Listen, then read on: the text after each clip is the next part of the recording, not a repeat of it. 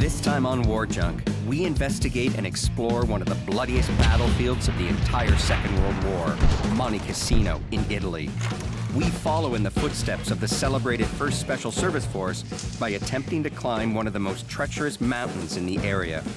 We hunt for artifacts near the iconic abbey on top of Monte Cassino and find more than what we bargained for. But is this the explosive part? Yes. Exactly. And we try to solve the mysteries behind 2 special artifacts. PPCLI, exactly what we were looking for. This is War Junk Italy, the Battle of Monte Cassino. I'm Professor David O'Keefe. And I'm history buff and filmmaker Wayne Abbott. With our team, we travel the globe searching for war junk. Remnants, artifacts, anything left over on the battlefield. Some big, some small. All with a story to tell. And a mystery or two to solve along the way.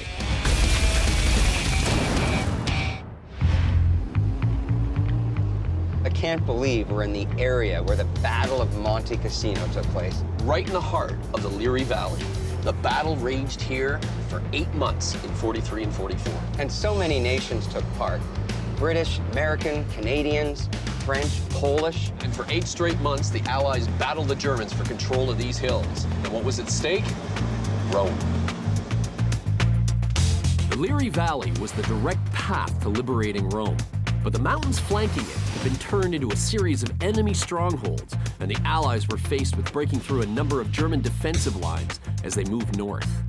By the end of 1943, Allied forces had already suffered massive casualties trying to break through what was called Hitler's Winter Line. What a view. This gives you a great example of what the Allies faced when they tried to push up here towards Rome. Every single one of these mountains were German-controlled and became really a battle of the hilltops.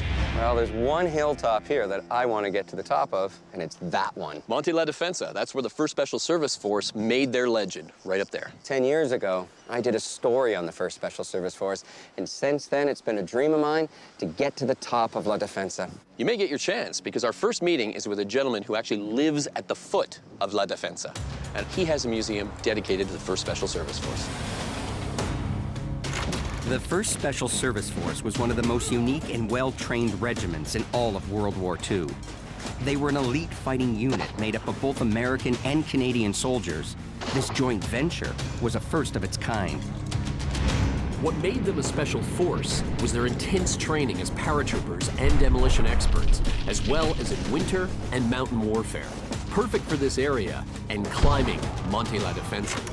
Museo Historicus? Yeah. That's where we're going, right? We are meeting Angelo Andrioli, a former paratrooper with the Italian Carabinieri. This is a gentleman who has dedicated his life to studying the actions of the 1st Special Service Force on Monte La Defensa. Wow. Buongiorno, sono Buongiorno. Angelo Andreoli, presidente dell'Associazione Historicus. Benvenuto al Museo di Caspoli. Grazie. David O'Keefe, and this is Wayne Abbott. Hi, sir. How are you? Molto lieto. This is quite an interesting collection. This all comes from Defensa. La gran parte della difesa è il materiale inglese da Monte Cammino. Can you take us around? Can you show us the rest of the museum? Certamente, prego. Angelo has built up his collection over 15 years. He hunts for artifacts on and around Monte La Defensa. Oh, wow. Look at these walls. Are these all from the 1st Special Service Force? Sì, questi sono alcuni oggetti in dotazione alla prima forza speciale. Nell'altra stanza del museo ci sono le altre cose che vengono dalla prima forza speciale. In particolare, questo è un caricatore del Johnson Light, uno dei 2 caricatori. Oh, wow. This clip comes from what is called a Johnson light machine gun. And as far as we know, only the 1st Special Service Force used them. And they absolutely loved them because the standard machine gun at that time required 2 men. This one only required 1. So it was perfect for mountain operations. Oh, look at the photos. Oh, no, this is incredible. This is a unique collection. That is one incredible artifact. These were some of the rarest photographs of the 1st Special Service Force in action that I'd ever seen, including some that were taken in the hours after they took Monte La Defensa. The operation commenced on December 1st, 1943, when the force begins its climb of La Defensa, moving only at night and in absolute silence. Then, early on the 3rd, they attack, and within a few hours, capture what was considered an impossible objective. The final cabinet he showed me was very sobering. Questo elmetto è stato colpito da una raffica di MG 42. Look at this. There's the bullet hole right there. Where did you find this? È stata trovata in alto, sulla Defensa. Do you think there's anything still left to be found on top of Defensa? Sicuramente sì. Well, since you've been up there before, would you be able to take us up? Con i mezzi bisogna passare dal lato di Rocca d'Evantro, mentre invece è possibile a piedi, se ve la sentite, di fare lo stesso percorso che ha fatto la prima forza speciale nel 1943. So we can actually go up in the exact same route that the 1st Special Service Force did in 1943. Sì. This is a recent aerial photo of the mountain. What are the routes that we can use to get up there? Ci sono due alternative, o fare quella che ha fatto il primo reggimento, sicuramente il secondo canalone, che è quello che ha fatto il secondo reggimento della prima forza speciale, che ha condotto l'assalto. Now the question is, once we get under the cliffs, how do we get on top? E bisogna scalare una parete. Okay, and what are we going to need for this? Si può fare anche senza fune, comunque sarebbe opportuno portarsela. This is going to be grueling. Believe that? We're going to climb Monte la Defensa. This was exactly what I was hoping for when we came into the Monte Cassino area. To get a better picture for ourselves, Wayne and I decided we would drive to an olive grove just a few hundred yards from Angelo's house, right at the foot of La Defensa. That looks monstrous. Much more demanding than we ever thought. Monte La Defensa stands 960 meters high and is the southernmost peak in the Liri Valley. The Allies had to take it first in order to move north up towards Monte Cassino. But many troops were killed trying to storm the summit in 1943.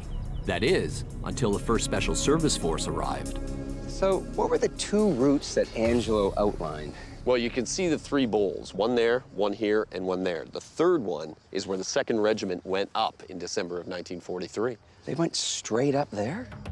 During the attack, the force was made up of 1,800 men divided into 3 regiments. The 1st Regiment climbed the ridge on the north face, where they waited in reserve, while the 2nd Regiment crossed the east face, then ascended the steep cliffs to assault the positions on the summit. So either way, no matter what route you take, when you reach the top, you're going to be walking in the footsteps of history. Both of them seem daunting. Do they ever?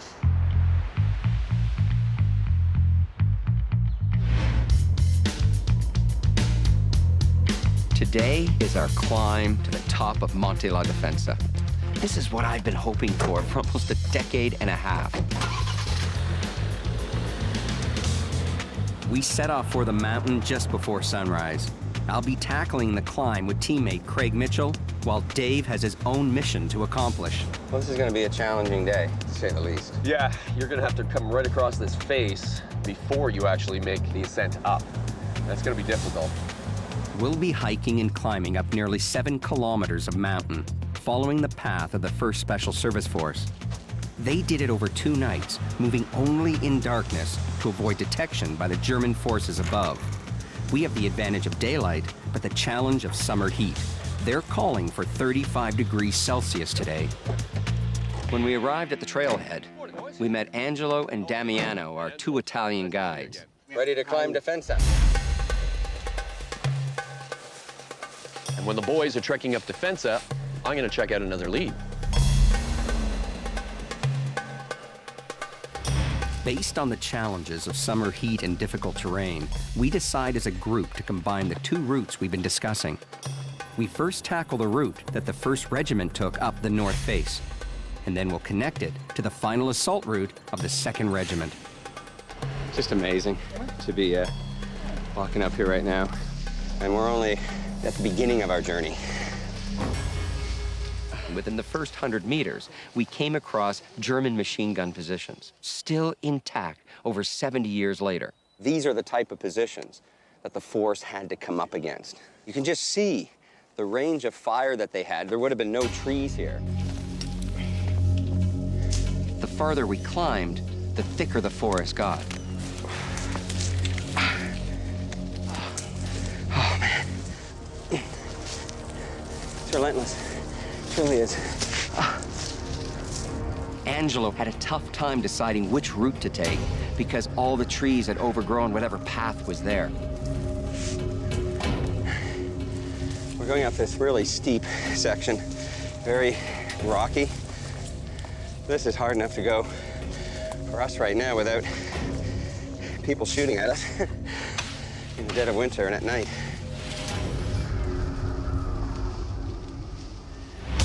While the team is making their assault up La Defensa, I'm driving to the town of Venafro, where there's a collector with a museum dedicated to the Winter Line. I was going there with one specific mission in mind, to find anything of a personal nature that could be connected with the 1st Special Service Force. Oh, hello. Hi, you must be Luciano. Yes. Dave nice O'Keefe. to meet you. Come in. Thank you. We started to collect this kind of stuff since we were a child, because we grew up in the middle of the battlefields.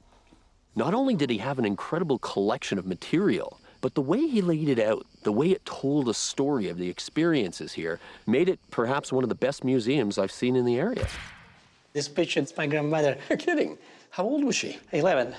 I found this picture in Washington, the National Archives of Washington. I showed the picture to my grandmother, and she said, oh, yes, it's me. So this isn't just a question of, an interest in military history. This is family. Back on the mountain, Craig and I are struggling to navigate through dense brush and still look for artifacts. So what is this area right now? It's the place where the 1st Regiment stayed for half an hour in order to change the batteries. This is a German emplacement. They would have taken out this German position on their way up. Exactly. We had a clear objective. We were hoping to find any type of artifact that would help tell the story of the 1st Special Service Force as they climbed this mountain back in December 1943. What is it? Oh, Food tin or something like that. this is war material.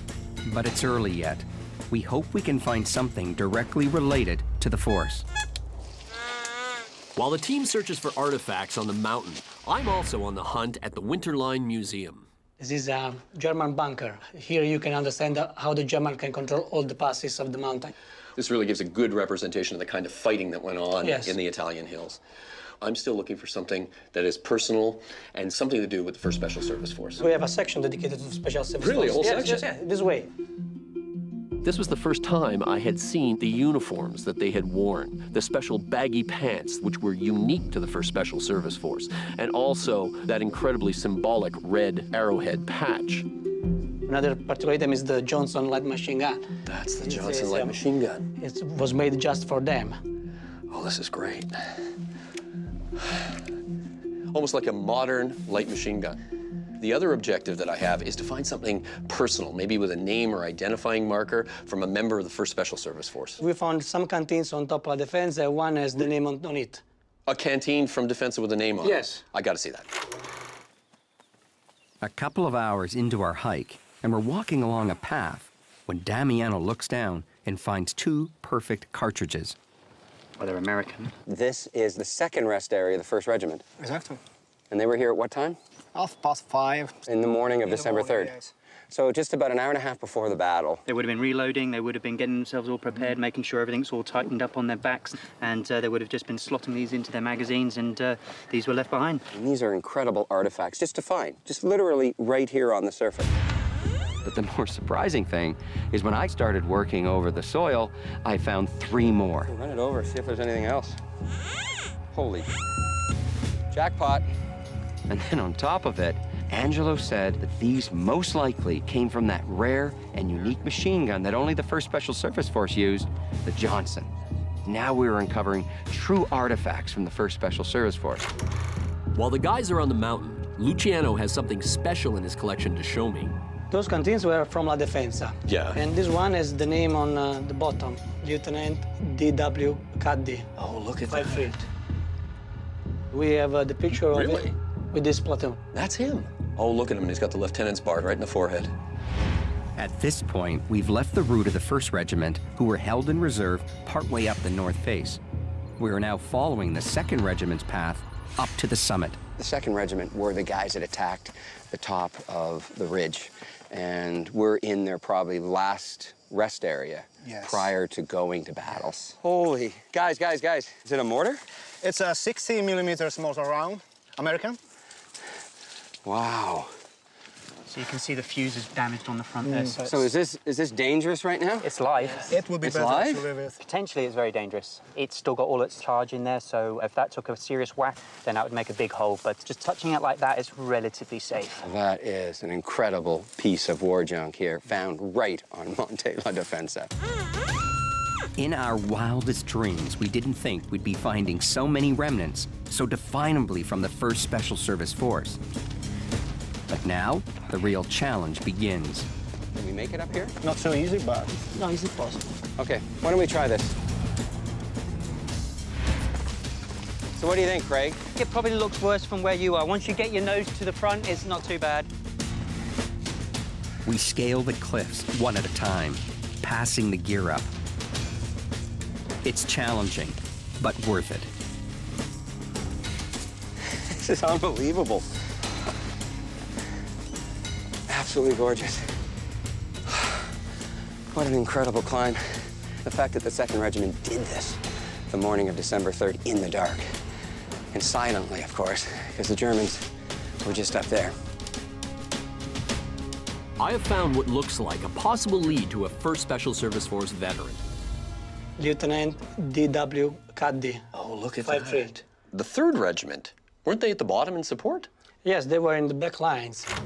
Cuddy was a platoon commander in the 5th Company, 3rd Regiment, that was in support of the assaulting troops.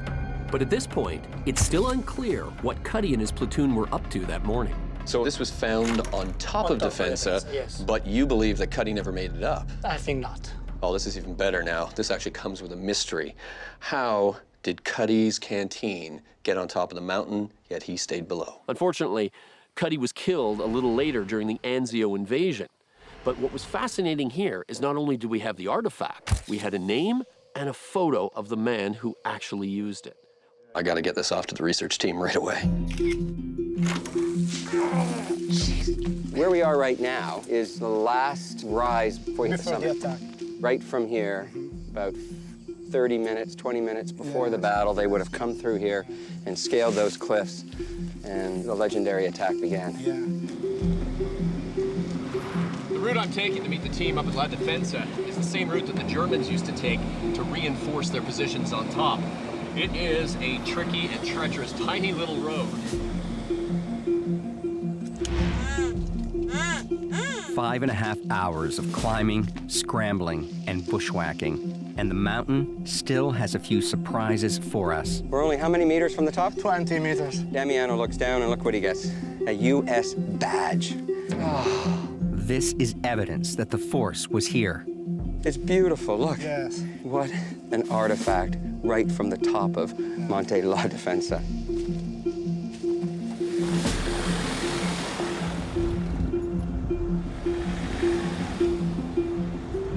This is what the whole battle for La Defensa was for.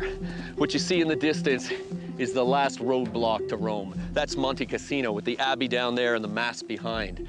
Once Defensa fell, it was just a question of time before the rest of the hilltops around here did. And when Cassino finally went, the road to Rome was open. We are getting so near the summit. That final few feet. Craig and I were talking just about how they did this at night. It's unbelievable. It really is. How do you do this? And in silence, absolute silence. We made it! Welcome back. This is it. You did it. Did it, boys. You did it. Congratulations. There's something for history. We followed the route first to the 1st Regiment, and then we transitioned over into the 2nd Regiment. Exactly. And that last few hundred meters going over those rises, knowing that's exactly where they were, is phenomenal. And then better yet, just maybe 100 meters down, this is what Damiano found. Wow. That came off a uniform, didn't it? Yeah. We found what we were looking for. We found evidence of that battle and the route that those guys took up here. But we didn't find anything with a name or a number or anything personal. Which may seem disappointing, but I had a little luck. And then I hit them with the big surprise, the Cuddy Canteen. Look at the markings. So what is this? This is a canteen that was used by Lieutenant D.W. Cuddy. He was an American in the 1st Special Service Force. As a matter of fact, he was one of the platoon commanders. And where was it found? Apparently, right up here. At the top of Monte La You got Defensa. it. What we need to do is see if we can find a descendant. Now it was time to move up the road towards Rome. Our next stop was the key to the Gustav line, Monte Cassino. This is a rare and unique opportunity. Yeah, it's not every day you get a chance to go to the Abbey on Monte Cassino. You know, the site of one of the most controversial moments of World War II when the Allies bombed it in February of 1944. Yeah, they suspected that the Germans were using this as an observation point to overlook the valley. But they were wrong. The Abbey at Monte Cassino was established by St. Benedict in the 6th century, and it persevered through numerous wars and upheavals until that shocking day in 1944. Now we're going to interview one of the last surviving witnesses to the bombing. Monk Don Germano was a 12-year-old schoolboy in 1943. He witnessed the bombing from his home on a nearby mountaintop. Perché io stavo sulla montagna, molto Colle Abate, Via del Conte. Ho visto soltanto le bombe che cadevano, le esplosioni, fumo. On February 15, 1944, 250 Allied bombers dropped over 1,000 tons of bombs on this medieval abbey. It was completely destroyed. Novembre 44. Io sono tornato per la montagna, ma allora era tutto bruciato. Non c'era una pianta, un verde, non c'era. La montagna adesso è tutta verde. Perché sono cadute migliaia, centinaia di migliaia di proiettili che hanno bruciato tutto. It is hard to believe now that this was completely destroyed 70 years ago, and then painstakingly recreated using some of the artifacts rescued from the rubble. Don Germano tells us that for years afterwards, people would come up here to scavenge for scrap metal, sometimes encountering unexploded ordnance in their path. It's haunting to realize what happened here on this exact spot. But one of the things that came out of this interview is the fact that there could still be a lot of artifacts on this mountain. Oh yeah, and I think, you know what? That has to be our next objective. We have to get on that reverse slope and see what's there. After meeting Don Germano, we are waiting for permission to investigate Monte Cassino. In the meantime, we head further north to an area of the Liri Valley that saw heavy action in the spring of 1944. This is the first time we're actually investigating north of Monte Cassino. Yeah, we're moving into what is called the Hitler Line area. The Hitler Line was the last of the German defenses in the Liri Valley, north of Monte Cassino. Canadian troops faced strong German opposition, breaking through the Hitler Line near the end of May 1944. This final victory cleared the way to Rome. The research team has given us a lead on a collector in the Ceprano area, and apparently he's got his own museum that deals with the Hitler Line.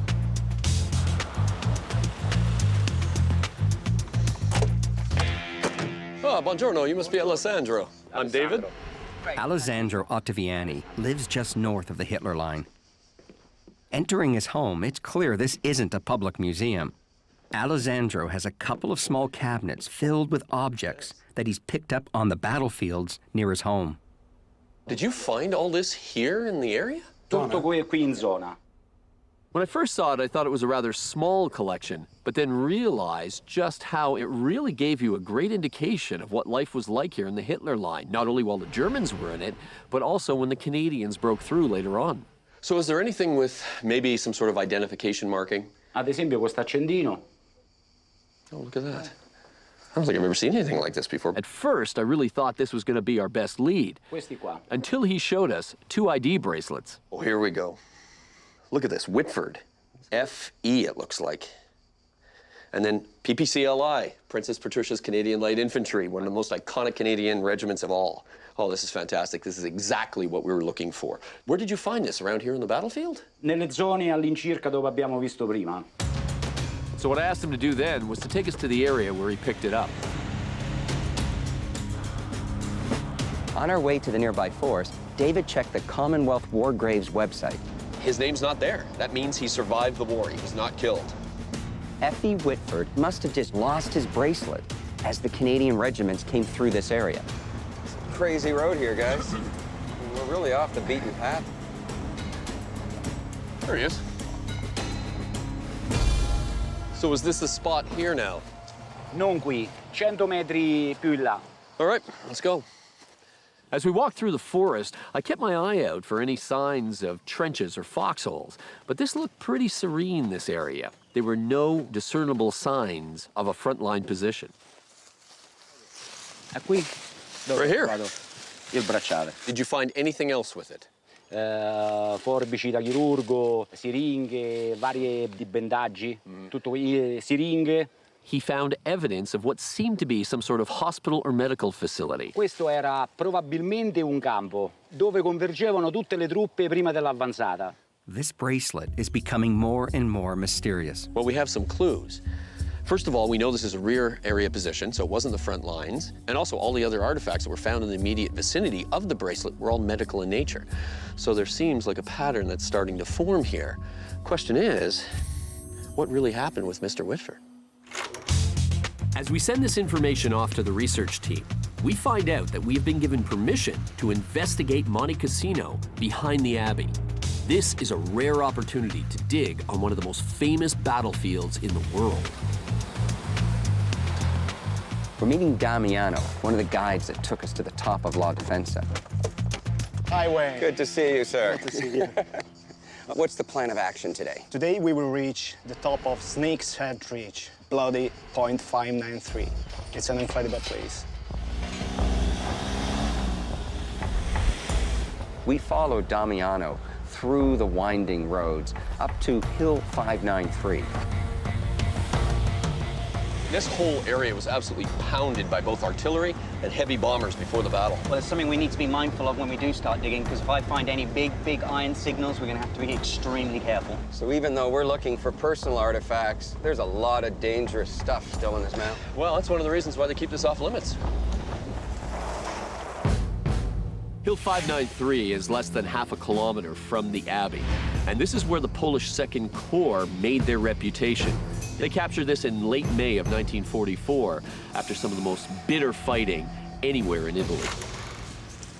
We basically had two objectives. One was just to take a small area of this Monte Cassino battlefield and see how many artifacts we could find. The second objective is we really wanted to uncover something personal, something from a soldier who fought there. Watch the branch, David. Yep. One at a time, boys. Damiano took us into this thick forest. Now, the beginning wasn't so bad until we reached the target area. Whoa! The rocks that were strewn all over this very steep hill just made it treacherous to walk on. And then Damiano told us the reason for this. It's the result of heavy bombing. This is actually from the bombing. Yes. This whole area just must have got hammered. This is really gnarly. I'm gonna switch this rig to a smaller camera, and I think we just have to be very careful. As we make our way through the forest and over the rocks, it doesn't get any easier. Jeez, this sucks. Then we stumble upon some nasty stuff. What do you have there, Damiano? An HE-30 German rifle grenade. It's high explosive on the inside. You'd actually launch it from a rifle. So how dangerous is this right now? Probably best just to leave it in situ at the moment and report it to the authorities. Exactly. And then, further down, Craig finds something even more menacing. Oh, jeez. Just lying here. I saw it even before I got near it with the detector, and I could tell just from the shape of it, it was a particularly nasty piece of ordnance with a very big kick to it. What is that? It's a British An anti-tank? Yes, Oh, it's a yes. Piat? Yes, a Piat. Anti-tank ammunition. It's in really good condition. Really? But is this the explosive part? Yes. Exactly. A handheld anti-tank weapon used by the British. Now this was dangerous. This is meant to go through several inches of Yes. reinforced steel. That's got enough charge to make a hole in a yes. tank. I'm actually seriously getting worried right here because it's so treacherous. Nobody's been down here. And the stuff is just lying around in situ from 70 years plus. Okay, be careful, Craig, please. If we find a few more of these, then I think I might call it quits. Everywhere the team stepped, it seemed like we were coming across UXOs, unexploded ordnance. It really gave you an idea of just how intense the fighting was and how potentially deadly it was for any soldier caught on that hill. The fuse is probably about here. Okay. I actually think it looks like a mortar. Yeah, it's likely a German 81 mortar. Not far, Craig digs up something else. It looks like a Mills 36, which is what was used by the British, the Canadians. You're saying that the pin is out? Yes. Whoever threw this could only have been about sort of 20 yards away. This is close combat. We have found an incredible amount of UXOs. I'm coming up. But we're still hoping to find more personal objects. Then Damiano calls us up the hill. It's right down in a crevice here in the rocks. Something rusty? Yeah. Can you touch it? Yes, yes. Not a bottom? My God. Canteen. It's a British canteen. Are you kidding me? Yeah. Well, it's been there for a while. That's amazing. Yeah. First thing is try to look for a name. But I just don't think there's anything on it. This is in rough shape, but it's a great artifact to tell the story of what happened here. This was a poignant moment of our investigation because finally we found something that belonged to a soldier and not just a UXO. Wayne, come over here, mate. I think I might have something. We start to find more personal items. We dig up something left behind by a soldier. A spoon. Lovely. A spoon. And then Craig finds a mangled German belt buckle. Oh, I recognize it now. It's pretty battered up, isn't it? I mean, that's taken some beating. Back in the woods, Craig starts to search in an area that appears to be a machine gun position. Oh, there's another bullet. Another bullet? Another shell. Besides finding a lot of bullet cartridges, he spots something unusual. Look at that. What is that? It looks like a wing of some description. I can't really tell from just that tiny little fragment. Would it be German? Could be American. They had eagles on some of theirs. Damiano, Yeah? could you come here for a minute, please? It's only small, but it looks like some sort of a wing or something like that. Yes. The badge of the 2nd Polish Corps. Polish? Yeah. You can tell straight away. Yeah. This is the first representation we found of Polish soldiers being here on what essentially is their crowning glory in World War II, the capture of Monte Cassino. This is the kind of piece that we've been looking for all day, and to actually find a Polish piece right here on Monte Cassino, this is gold. Absolute gold. We did it. We found real evidence of the fighting on Monte Cassino. Then, as we're driving down the mountain, we get some amazing news. We just got information about Whitford? Yeah, research team came through. They found the Whitford family. The family? Unfortunately, Whitford passed away in 2010. He did survive the war like we thought, but there's a curveball. According to the family, he was never with the PPCLI. He was fighting with the Westminster Regiment. How could his bracelet say PPCLI and he's not with them? I don't know. I'm perplexed. I mean, the other thing that we were told was that he was wounded on April 25th, 1944 in combat near a place called Valla Rotunda. Well, why don't we go there? Once we knew the regiment, I immediately accessed the Westminster Regiment's war diary. We then drive to the town of Valla Rotunda in the mountains northeast of Monte Cassino. Right here. So is this the spot? Yeah, this is it. I mean, according to the Westminster's war diary, this is where they were on April 25th when Whitford was wounded. It makes sense, perfect reverse slope. But then how does his ID bracelet end up 50 kilometers the other direction? So can we get access to his service record? No, we can't. He only passed away 5 years ago, and there's a 20-year moratorium. It's still classified. Well, then maybe the family can help us with the two mysteries. How did the ID bracelet get from here to north of the Hitler line? And two, whether he was ever with the Princess Pats or not. Now, this is one mysterious bracelet. The mysteries behind the Whitford bracelet and the Cuddy Canteen have challenged us. But with intense research, we are thrilled to have found family members who have arrived in Italy. First, D.W. Cuddy's nephew, David, has come all the way from Alaska, but he has no idea that we have found his uncle's canteen. What do you know of your uncle's wartime experiences? I don't recall that my grandmother ever said anything about him, but, you know, that generation, they just kind of stood tall and kept silent and bore their grief. We give David a brief background on his uncle's unit. To Rome. They were essentially the forerunner to today's special forces. They could do everything. And most significantly, he was part of an operation to take that mountain, Monte la Defensa. We now want to show David the canteen, so our next stop is Luciano's museum in Venafro. I'd like to introduce you to David Cuddy, who was the nephew of Lieutenant D.W. Cuddy. Really? Nice meeting. It's a pleasure to meet you. What's your steps? Luciano takes David on a tour of his museum. Little corner dedicated to their many personal items. Those are the kind of objects that can show you who they were. And, Then into the room dedicated to the 1st Special Service Force. during our researches on La Defensa, we found this canteen belonged to your uncle. Oh, really? Isn't that wonderful? You can see on the bottom the name and the unit. Oh, Caddy. thank you. Thank you. So remember the mountain that we showed you? Uh-huh. This was found on top of it.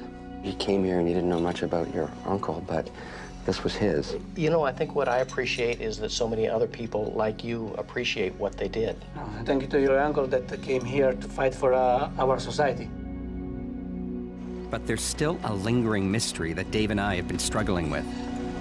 Did D.W. actually make it to the top of La Defensa? Dave has some information from the war diaries that may shed some light on this question. But first, Luciano is going to take us up to the spot where he found Cuddy's canteen. Here is the place. Yes. Here is where I found the canteen, right here. So I start to find information, and I found the picture of him leading the platoon and about his story of what he did. There is this mystery on whether or not your uncle stayed at the bottom of Defensa and gave his canteen to people who were coming up to supply the troops up here, or whether he made it. And Dave actually got into the files and found some information to shed some light on that. Well, it turns out that what Luciano heard is partly correct. Some of the 3rd Regiment may have stayed at the bottom, but we know for sure that the 5th and 6th companies made the climb. On several occasions, not just one, your uncle came all the way up here leading his platoon, bringing much-needed supplies to the top. So, more than likely, he left it when he was up here. So now we could probably say you're within a few feet of where your uncle was back in December 1943. I didn't serve in the military, and I just feel blessed that I never had to experience what he and all those other folks went through. Back down in the valley, we have great news. The family of F.E. Whitford is now here. Surprisingly, 4 of them have made the trip from Western Canada. Good morning. There, morning. Including Frank Whitford's widow, Margaret, Such a pleasure for you to come with us. and his 3 children, Jim, Kathy, and Sharon. Hi, Sharon. I'm David. Come over here, that'll be great. The first stop is to take them to the small town in the mountains where Frank Whitford was wounded. On the way to Valle Rotonda, Kathy tells us about living with her father and a very different kind of battle scar. I can remember many nights being woken up by my dad just screaming and screaming, and my mom trying to console him, and we didn't understand, and it was just horrible seeing my dad like that. Frank's trauma affected the whole family. For him, it was just so, it's hard for me to explain, really. Just really traumatic. Yeah. He'd waken in the night and he'd just be in a panic. I'd have to try and calm him down. It was very, very hard on him. Now it's time to tell the family what we uncovered in the war diaries. At the end of April, on the 25th, there's a notation about 2 men who were wounded by shell fire right where we're standing right now. We're pretty confident that one of them was your father. Your father was wounded probably within 100 feet of this spot. Unreal. Next stop, 50 kilometers down the road to Alessandro's. We know your father definitely came through this area. Thanks. You're welcome. This is members of the Whitford family. Alessandro. Nice to meet you, Alessandra. What a wonderful collection. This is the reason why we brought you here. Because Alessandro has something of Frank's that we want you to see. What he found on the battlefield. Oh, Mom, it's his tag. Look what it says. Well, can you see it, Kathy? It's just so hard. Can't even put it into words. It's just so emotional. I never thought there'd ever be anything like this. But there's one more mystery to solve. In the middle has the regiment PPCLI, and we're trying to see if you had any information, because all we know is that he fought here with the Westminsters, but his bracelet in the middle. But it was then that the biggest surprise occurred. Jim Whitford pulled out a photo album and scrapbook that he brought all the way from Canada. Right? This is a picture of my dad when he just entered into the service. As we leafed through the album, there was one incredible piece of evidence which they had overlooked. There we go. Guys, here's the evidence. Oh, that's what we needed. It's incredible, after all the research we'd done, that this photo album shed the most light on the biggest mystery behind the ID bracelet. So Frank joined the Princess Pats in 1943, then transferred to the Westminster Regiment before going overseas. For some unknown reason, he never told Margaret or the kids. Then I noticed something else that really took this to a completely different level. As I was going through, I noticed this. Taken on strength, 16 Canadian Special Employment Company from 2nd Canadian Exhaustion Center, 13th of September 44. So he was attached to this particular exhaustion unit, which was rather experimental. They were dealing with people who had suffered massive traumas in battle, which could explain what they were doing down there in the valley. Now it all makes sense.